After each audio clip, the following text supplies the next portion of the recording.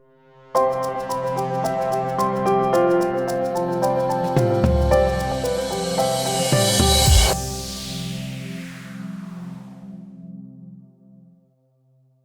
à l'origine, la formation L'Art d'avoir toujours raison ensemble m'est venue parce que j'ai entendu pendant pas mal d'années des gens qui me disaient, des amis, des connaissances qui me disaient on a du mal à dialoguer, on se sent pas forcément écouté, on voit pas forcément non plus comment bien présenter notre pensée pour être bien convaincant.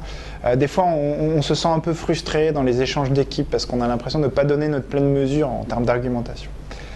Et du coup, ayant fait des études de philo, et la philo c'est d'abord l'argumentation, et ensuite le dialogue, je me suis dit qu'il y avait un certain nombre d'éléments vraiment importants qu'on pouvait prendre à la pratique philosophique pour l'importer dans le travail d'équipe, et pour aider les équipes à être plus efficaces.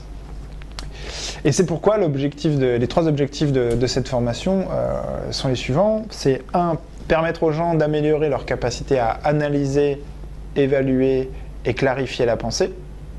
2, faire en sorte qu'ils soient plus capables d'apprécier une argumentation à sa juste valeur, que ce soit pour la déjouer ou pour lui rendre justice. Le 3e grand objectif de la formation et de poser un cadre qui permet à chacun de s'impliquer dans la solution de recherche collective.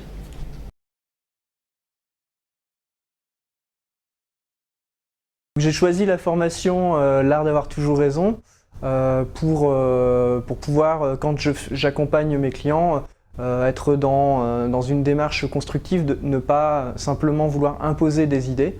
Et puis pour ce qui concerne la phase de négociation, pas être justement dans cette démarche très commerciale où je veux absolument passer en force et justement être dans quelque chose de plus constructif. Récemment, j'ai pu mettre en pratique cette formation puisque j'accompagnais une structure dans la mise en place de sa communication, et on travaillait plus particulièrement sur l'identité de cette structure.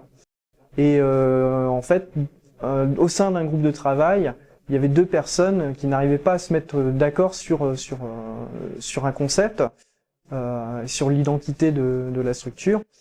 Et en utilisant une technique que l'on a vue lors de la formation L'Art d'avoir toujours raison, j'ai tout simplement demandé à chaque personne de détailler sa pensée, de préciser un petit peu sa pensée, ce qui m'a permis de les amener ils se sont aperçus finalement qu'ils avaient certes une divergence sur la forme, mais sur le fond finalement ils étaient assez d'accord.